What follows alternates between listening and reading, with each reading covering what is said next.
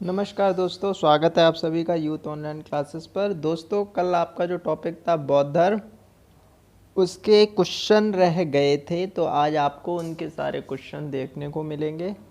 50+ question हैं इस video में आपको। और दोस्तों, मेरी गारंटी है कि इस टॉपिक से ये सेशन लेने के बाद आपका एक भी क्वेश्चन नहीं छूटेगा। तो चलिए शुरू करते हैं आज का टॉपिक। बौद्ध धर्म और उसके सभी आए हुए क्वेश्चन करेंगे। तो बताइए, इनमें से कौन सी प्रथम बौद्ध नन थी। क्वेश्चन कहना चाह रहा है इनमें से कौन थी जो बौद्ध धर्म की पहली भिक्षुणी बनी थी।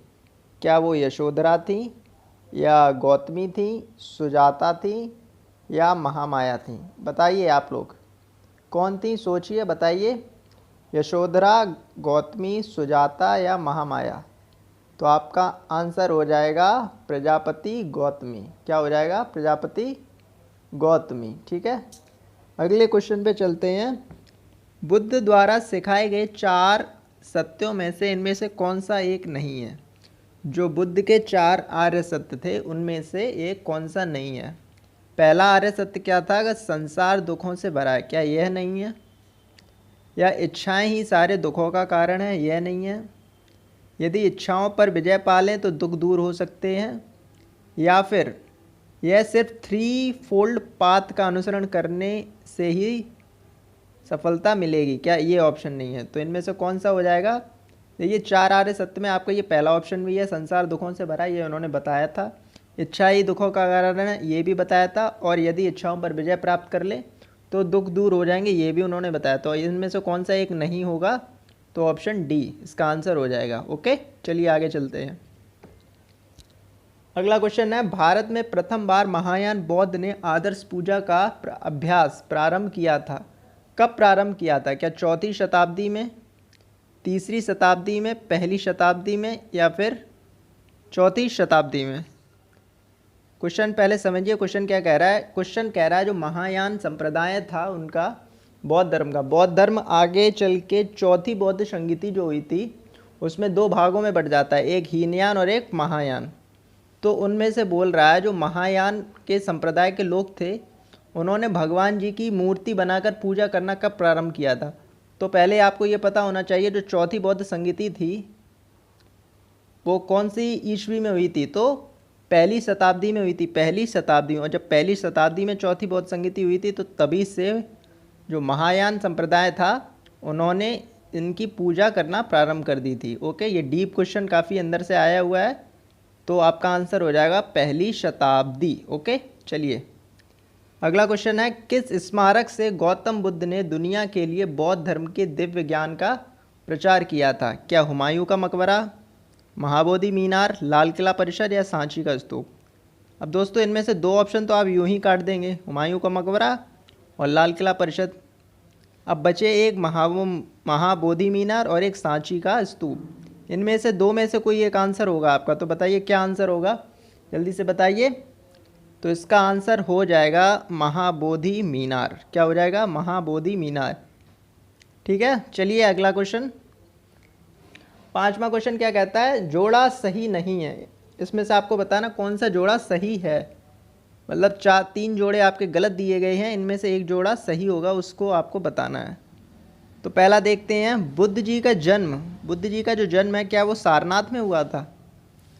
अगला जोड़ा बोल रहा है कि जहां बुद्ध ने ज्ञान प्राप्त किया था क्या वह जगह लुम्बिनी थी। तीसरा ऑप्शन है, वह स्थान जहां अपना व्याख्यान दिया गया था। कहना चाह रहा है जहां बुद्ध जी ने पहला उपदेश दिया था क्या वह स्थान बोध गया है। और चौथा बोल रहा है बुद्ध की मृत्यु स्थल क्या कुशीनगर था। तो आपको सबके आंसर पता होने चाहिए, तभी आप इसका आंसर लगा पाएंगे। तो इसका आंसर क्या हो जाएगा? देखिए, बुद्ध जी का जहाँ जन्म हुआ था वह स्थान था लुम्बिनी, तो ये पहला वाला क्या हो गया? गलत हो गया। दूसरा बोल रहा है जहाँ बुद्ध जी को ज्ञान प्राप्त हुआ वह स्थान क्या था? तो बोध गया, तो दूसरा वाला भी गलत हो गया। तीसरा बोल रहा है वह स्थान जहाँ बुद्ध जी ने पहली बार अपना क्या दिया था? धर्म के लिए क्या दिया था? उपदेश दिए थे। तो वह स्थान क्या था? सारनाथ। तो ये भी गलत है। लेकिन बुद्ध जी की जो मृत्यु स्थल है वह कुशीनगर है। क्या है? कुशीनगर। तो ये ऑप्शन आपका डी इसका आंसर हो जाएगा। अगला चलते हैं, निम्नलिखित में से कौन सा बौद्ध पवित्र स्थल निरंजना नदी के तट पर स्थित है या निरंजना नदी पर स्थित था? क्या था उसका आंसर, क्या है इसका? कौन सा बौद्ध जी का पवित्र स्थल है जो निरंजना नदी के तट पर है? क्या वह बोध गया है, कुशीनगर है, लुम्बिनी है या ऋषिपत्तन है? यानी निरंजना नदी के तट पर उन्हें क्या ज्ञान की प्राप्ति हुई थी, और ज्ञान की प्राप्ति कहाँ हुई थी? तो बोध गया में हुई थी। तो आंसर ए हो जाएगा इसका। अगला क्वेश्चन बोल रहा है, लुम्बिनी बौद्धों के लिए पवित्र स्थान है क्योंकि, अभी हमने बताया पीछे, क्योंकि वहाँ भगवान जी ने क्या किया था लुम्बिनी में? क्या उनका जन्म हुआ था, या फिर उन्हें पहला उपदेश दिया था, या उन्हें निर्वाण की प्राप्ति हुई थी, या उन्हें संबोधि प्राप्ति हुई थी? लुम्बिनी में क्या हुआ था? तो उनकी जन्मस्थली है लुम्बिनी। अगला क्वेश्चन चलते हैं, बुद्ध ने पहला धर्म उपदेश दिया कहाँ दिया? क्या बोधगया में दिया, पाटलिपुत्र में, सारनाथ में या राजगृह में? तो पहला धर्म उपदेश उन्होंने दिया, आप सभी को पता है इसका आंसर क्या हो जाएगा? सी, सारनाथ। ओके, चलिए नवे क्वेश्चन पे चलते हैं। क्वेश्चन कह रहा है, सत्य की खोज में बुद्ध को किस स्थान पर पीपल के वृक्ष के नीचे ज्ञान की प्राप्ति हुई थी? तो आपका आंसर ये क्या हो जाएगा? बोध गया। ओके, अगला क्वेश्चन अच्छा है, इस पर थोड़ा समय देंगे। इसमें एक तरफ आपकी संगीतियाँ हैं और एक तरफ इसके क्या है? अध्यक्ष हैं। तो बताइए, प्रथम बौद्ध संगीति में कौन इसका अध्यक्ष था? प्रथम बौद्ध संगीति में कौन अध्यक्ष था? द्वितीय बौद्ध संगीति में कौन अध्यक्ष था? तृतीय में आपको अध्यक्ष बताना, और चतुर्थ संगीति में भी आपको अध्यक्ष बताना है। तो दोस्तों मैंने इसकी ट्रिक भी बताई थी आपको। तो पहला जो प्रथम बौद्ध संगीति है, पहली बौद्ध संगीति है, उसमें कौन थे? महाकश्यप। पहली बौद्ध संगीति में महान महान लोग आएंगे, तो ये ऐसे बताया तो पहली बौद्ध संगीति महाकश्यप। द्वितीय बौद्ध संगीति में जो लोग छूट गए तो उन सभी लोगों को बुला लो तो साब कामेर हो जाएंगे, ठीक है। दूसरी बौद्ध संगीति में साब कामेर हो गए। तृतीय में मैंने बोला था तृतीय और तिस से आता है, तो तीसरी बौद्ध संगीति आपका मौगलीपुत्र तिष्य हो जाएंगे, और चतुर्थ में वसुमित्र हो गए। ओके, पहली बौद्ध संगीति में महाकश्यप हो जाएंगे, द्वितीय बौद्ध संगीति में आपके हो जाएंगे साब कामेर, तृतीय बौद्ध संगीति में आपके मौगलीपुत्र तिष्य हो जाएंगे, और चतुर्थ में आपके हो जाएंगे वसुमित्र। ओके, ये क्वेश्चन याद हो गया होगा आपका। चलो अगले पे चलते हैं। 11वां क्वेश्चन क्या कहता है, बौद्ध शब्दावली में धर्म चक्र प्रवर्तन से क्या निर्देशित होता है? बौद्ध शब्दावली में धर्म चक्र प्रवर्तन से आप क्या समझते हैं? क्या धर्म चक्र प्रवर्तन का मतलब क्या था? क्या जन्म और मृत्यु के चक्र में विश्वास करना था? बुद्ध के निर्वाण प्राप्ति से संबंधित है? बुद्ध के प्रथम उपदेश से है? और चक्रवर्ती का व्यक्तित्व धर्म है? क्या इसका आंसर है बताइए, ए बी सी डी? तो इसका आंसर हो जाएगा बुद्ध का प्रथम उपदेश, धर्म चक्र प्रवर्तन। ओके, क्वेश्चन नंबर 12 क्या बोलता है, बुद्ध के अनुसार निम्नलिखित में से किससे निर्वाण की प्राप्ति होती है? बुद्ध जी के अनुसार किस रास्ते पे चलने से निर्वाण की प्राप्ति होगी?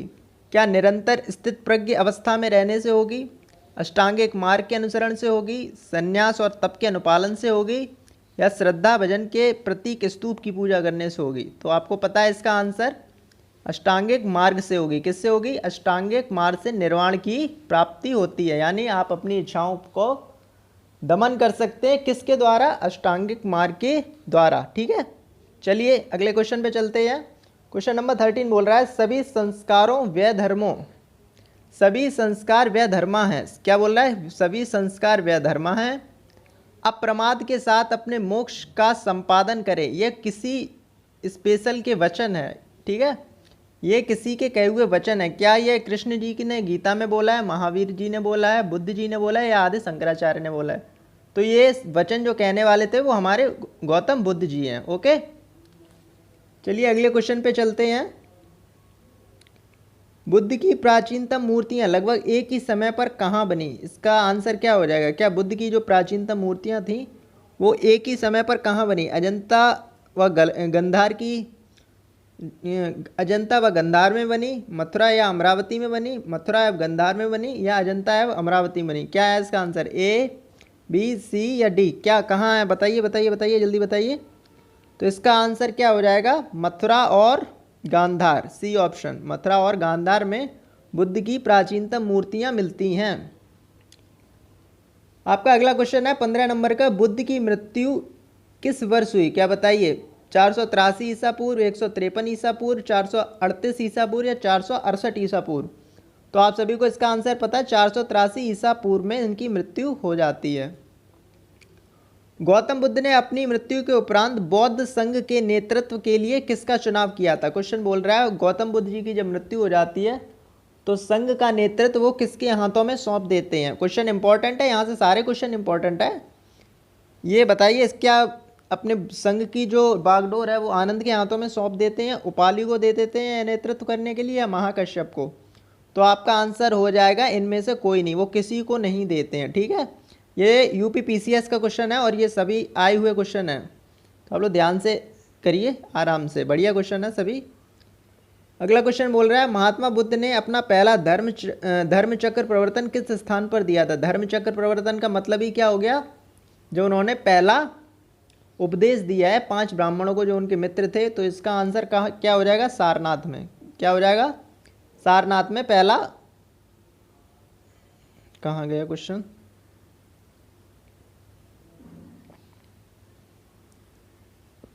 इसका आंसर हो जाएगा सारनाथ में। ओके, चलिए अगले क्वेश्चन पे चलते हैं। निम्नलिखित में कौन बौद्ध धर्म किसकी हिमायत करता है?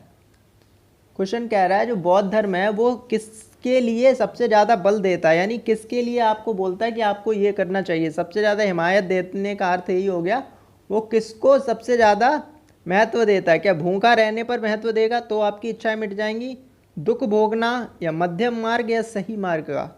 तो महात्मा बुद्ध ने भी कहा था कोई भी रास्ता ऐसा चुनिए जो मध्यम मार्ग का हो, ना सरल ना कठिन। तो आंसर हो जाएगा मध्यम मार्ग। ओके, चलिए अगले क्वेश्चन पे चलते हैं।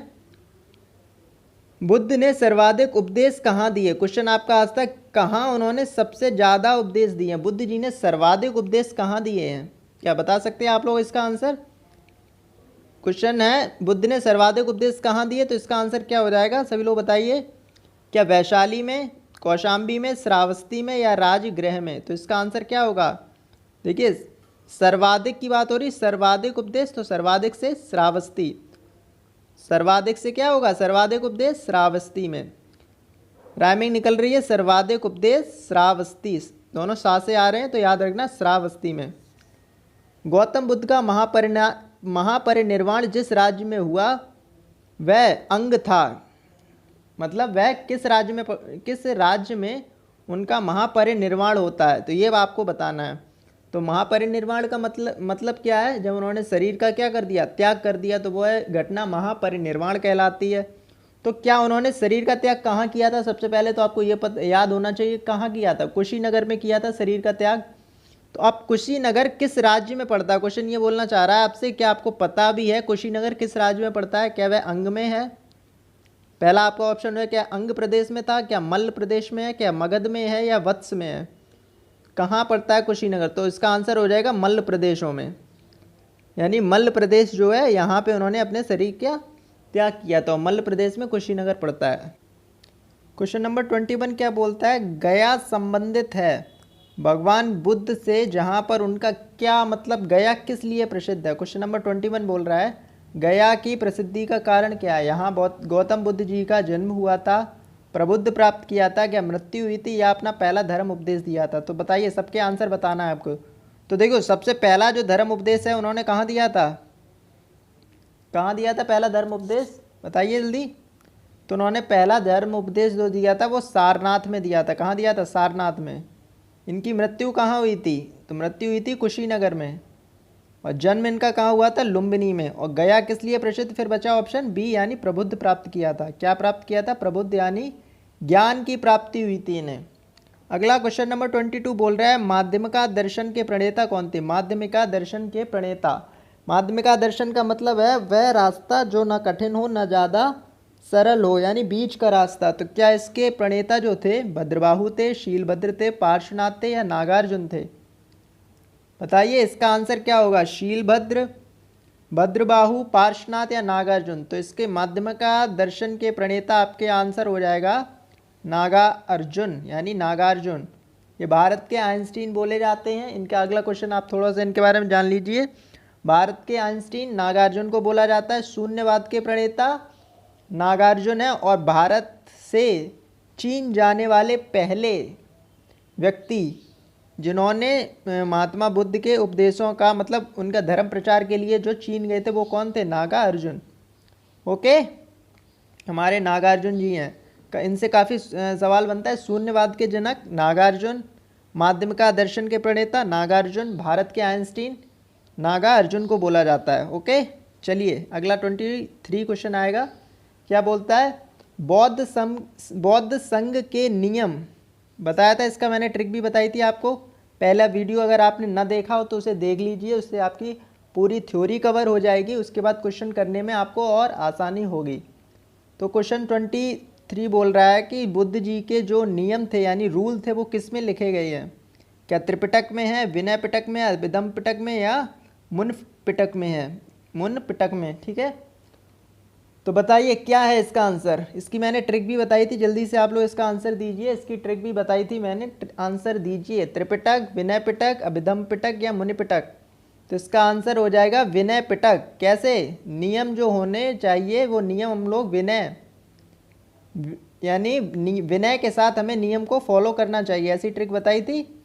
ओके, 24 क्या कहता है? बोधिसत्वों का धर्म क्या है? मतलब बोधिसत्वों का धर्म कहते हैं, यानी बोधिसत्व कौन होते हैं, बोधिसत्व क्या है, मतलब ये किससे संबंधित है इसके बारे में भी बताएंगे, और ये कौन होते हैं ये भी बताएंगे। क्या ये महायान से संबंधित है, हीनयान से संबंधित है, जैन धर्म से, या अद्वैतवाद? अब देखो आपको ये तो पता है कि ये अद्वैतवाद से नहीं है, जैन धर्म से भी नहीं, क्योंकि बोधिसत्वों की बात हो रही तो गौतम बुद्ध यानी बौद्ध धर्म की बात हो रही। अब महायान या हीनयान, इन दो में से कोई एक होगा, तो इसका आंसर हो जाएगा महायान। बोधिसत्वों का जो धर्म है वो कौन सा है? महायान। अब बोधिसत्व क्या होते हैं ये आपको अगले क्वेश्चन में पता चलने वाला है। चलिए अगले 25 क्वेश्चन देखते हैं। बोधिसत्व किसे कहते हैं, यानी बोधिसत्व कौन है? क्या ईश्वर के अवतार हैं, जैन धर्म के अनुयायी हैं, निर्वाण प्राप्त भिक्षु है, या ऐसा व्यक्ति जिसे ज्ञान तो प्राप्त हो गया हो लेकिन उसने निर्वाण को इसलिए अस्वीकार कर दिया ताकि वह अन्य व्यक्तियों को निर्वाण प्राप्त में सहायता प्राप्त कर सके? इसका आंसर क्या हो जाएगा? तो आंसर इसका हो जाएगा डी। जैसे ही आप समझ गए होंगे इसका क्या मतलब है। ऐसा व्यक्ति जो ज्ञान प्राप्त करने के पश्चात निर्वाण को इसलिए स्वीकार नहीं करता है ताकि वह अन्य व्यक्तियों को भी निर्वाण प्राप्त कराने में सहायता प्राप्त कर सके। इसका एग्जाम्पल के थ्रू मैं आपको समझाता हूँ, आपको समझ में आएगा बोधिसत्व कौन है। जैसे कोई भी इंसान आज के समय में यूपीएससी क्रैक कर लेता है, तो वो यूपीएससी क्रैक करने के बाद आईएएस बनने की बजाय अपना एक कोचिंग सेंटर खोलता है, यानी उसमें क्या करता है, वो कोचिंग चलाता है जिसमें आने वाले और भी जो बच्चे हैं, जो एस्पिरेंट हैं, जो यूपीएससी की तैयारी कर रहे हैं, उनको वो आईएएस बना सके। तो ये एक अच्छा काम है, यही काम बोधिसत्व करना कहलाएगा। ओके, अगला क्वेश्चन चलते हैं 26 पे। बौद्ध धर्म के महायान संप्रदाय का संस्थापक नागार्जुन जी जो थे वो किस शासक के समकालीन थे? ये क्वेश्चन बनाए हुए समकालीन के क्वेश्चन काफ़ी आते हैं, तो आपको थोड़ा समझ के करना है। बताइए इसका आंसर आप लोग देंगे, कौन है इसका आंसर? क्या बिंदुसार के शासनकाल में थे, कनिष्क के शासनकाल में थे, अशोक के या हर्षवर्धन के? बताइए क्या था आंसर। देखो चौथी बौद्ध संगति के समय आपको पता है हीनयान और महायान अलग हुए थे। अगर आपको इसका आंसर नहीं पता तो ऐसे ध्यान रखिए, चौथी बौद्ध संगति में हीनयान और महायान अलग हुए थे। और चौथी बौद्ध संगति किसके समय में हुई थी? तो भाई कनिष्क के समय में हुई थी।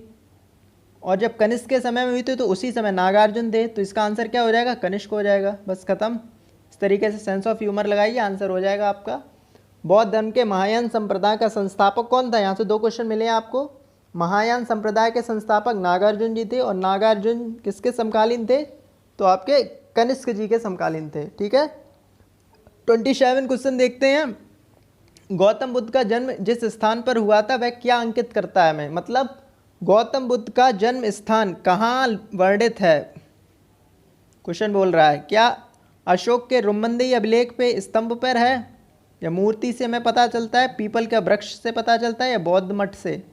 तो इसका आंसर हो जाएगा, सीधा बता देता हूँ, अशोक का रुम्मंदेई अभिलेख या स्तंभ लेख, रुम्मंदेई स्तंभ लेख। अगला क्वेश्चन है 28। जातक कहानियाँ प्राचीन भाषा में रचित थी। पहले तो ये पता होना चाहिए जातक कहानियाँ क्या थी। जातक कहानियाँ उन कहानियों को कहते थे जिसमें महात्मा बुद्ध के पूर्व जन्मों की कहानियाँ हैं। ओके, तो जातक कहानियाँ आप बोल रहे हैं किस भाषा में रचित थी?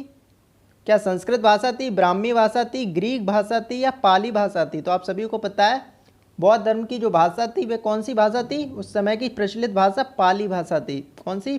पाली भाषा।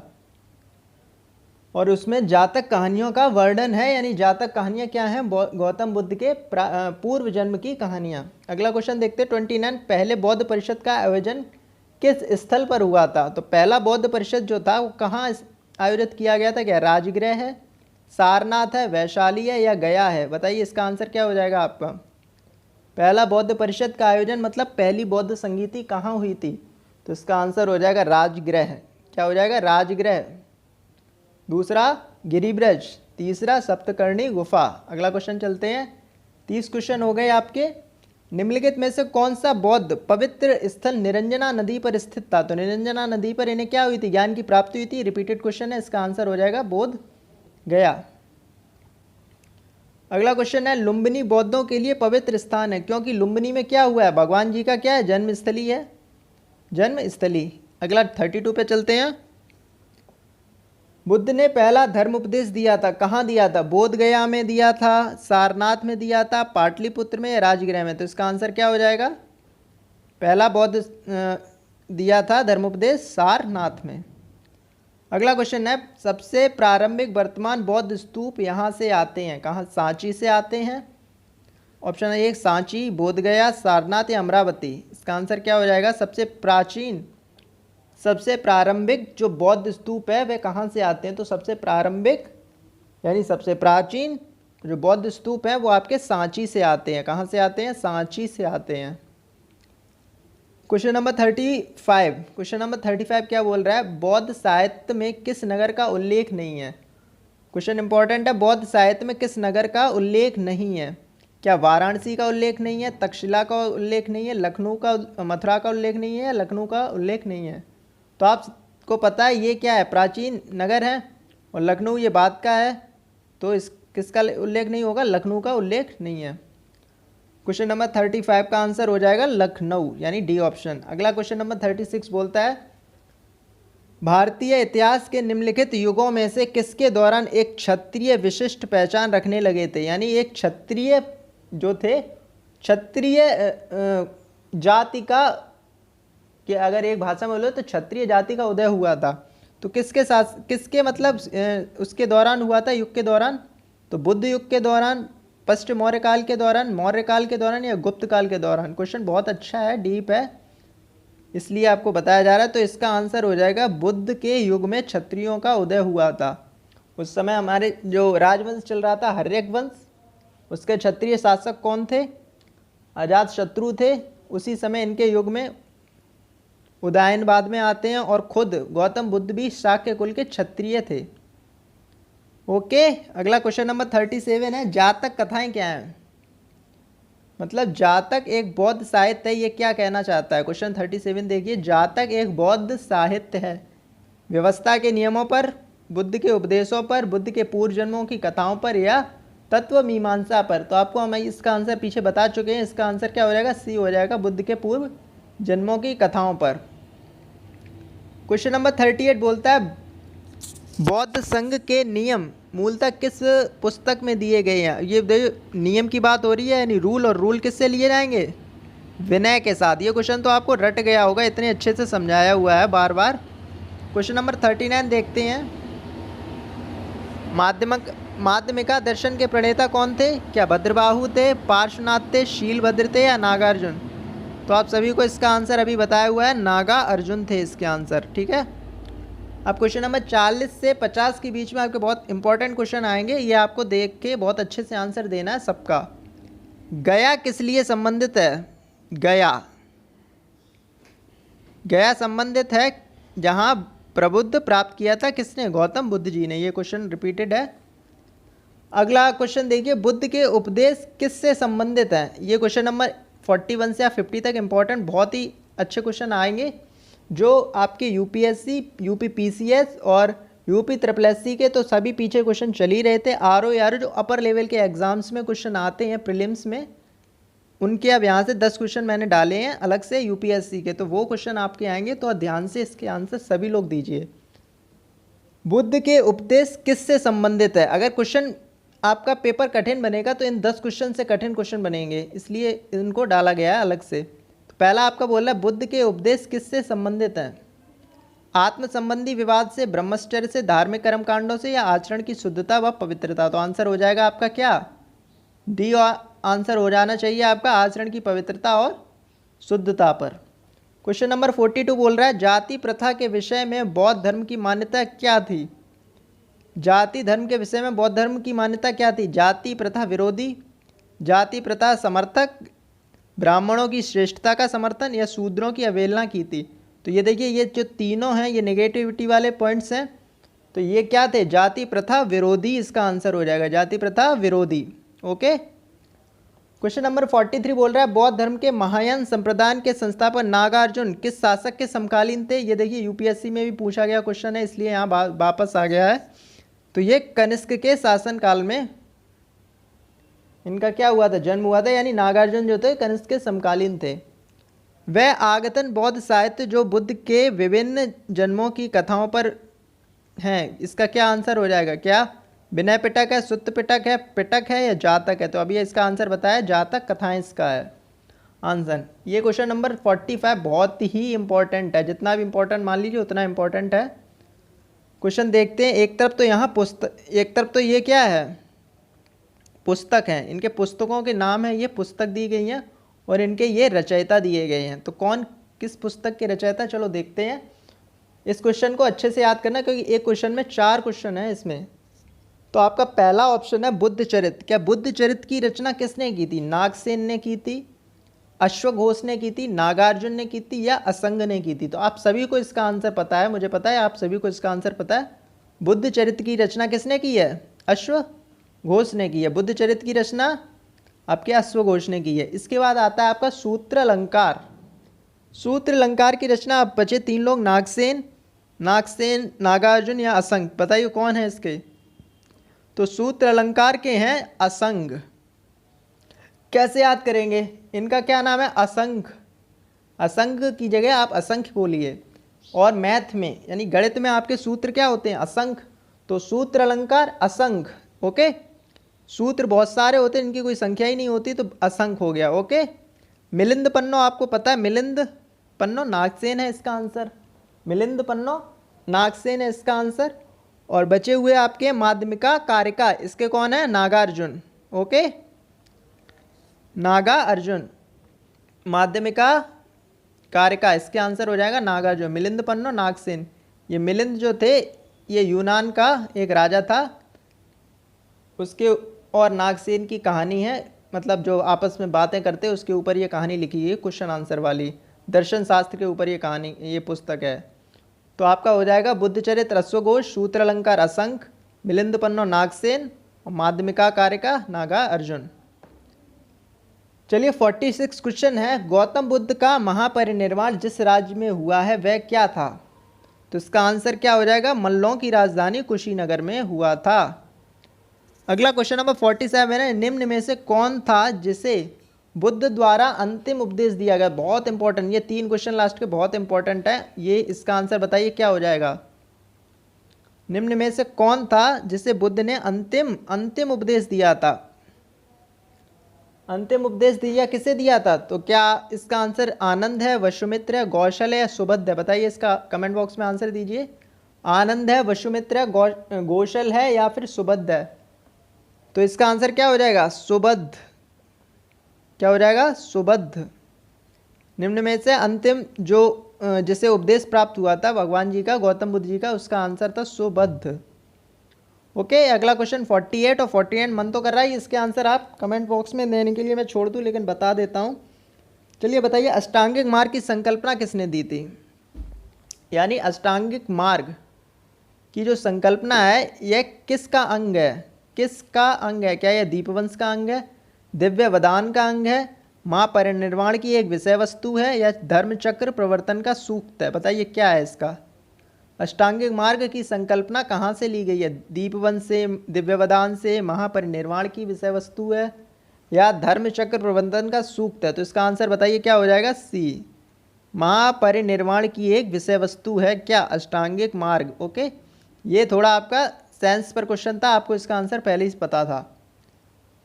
क्वेश्चन नंबर 49 बोल रहा है विश्व का सबसे ऊंचा, इंपॉर्टेंट क्वेश्चन है, विश्व का सबसे ऊंचा कहा जाने वाला विश्व शांति स्तूप कहाँ स्थित है? क्या वैशाली में है, नालंदा में है, राजगीर में है या पटना में है? तो इसका आंसर क्या हो जाएगा?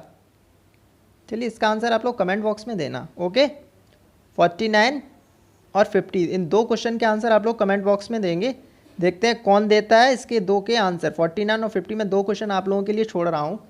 विश्व का सबसे ऊंचा कहा जाने वाला विश्व शांति स्तूप कहाँ है? और अगला नंबर क्वेश्चन 50 देखते हैं। क्वेश्चन 50 बोल रहा है सर एडविन अर्नाल्ड की पुस्तक द लाइट ऑफ एशिया, और यहाँ से दो क्वेश्चन निकलेंगे। एक क्वेश्चन हो गया लाइट ऑफ एशिया के राइटर कौन है? तो सर एडविन अर्नाल्ड। कौन है? Sir Edwin Arnold. ये डीप अगर क्वेश्चन बनेगा तो ये IAS 1994 में आया था शायद क्वेश्चन। ओके, तो सर एडविन अर्नाल्ड की पुस्तक द लाइट ऑफ एशिया किस पर आधारित है? क्या दिव्यवदान पर, ललित विस्तार पर, सुत्त पिटक पर या अभिधम्म पिटक पर?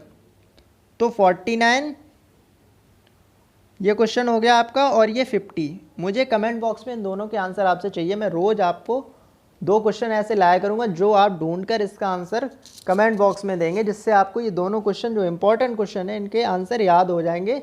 और आप ढूंढेंगे कमेंट में इन क्वेश्चन के बारे में ज़्यादा से ज़्यादा जानकारी लिखना, जिससे ये आपको हमेशा के लिए याद हो जाए।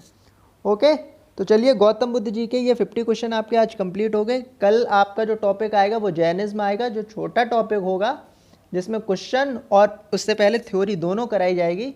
तो आप उसे अच्छे से पढ़िए। इसके बाद आपका पैट का पूरा सिलेबस जितना भी हिस्ट्री में बनेगा, आगे आपकी क्या कहते हैं मौर्य वंश आएगा, उसके बाद आपका गुप्त वंश, फिर उसके बाद जितने भी आगे टॉपिक आने वाले हैं सारे टॉपिक कराए जाएंगे। तो आप आराम से निश्चिंत होकर मेरे साथ पढ़िए। और अगर कंटेंट पसंद आया तो प्लीज़ चैनल को ज़रूर लाइक करिए, शेयर करिए और चैनल को ज़रूर सब्सक्राइब करिए। ओके, और ज़्यादा से ज़्यादा इस वीडियो को शेयर करिए। चलिए तो फिर मिलते हैं अगले वीडियो में। थैंक यू दोस्तों, नमस्कार।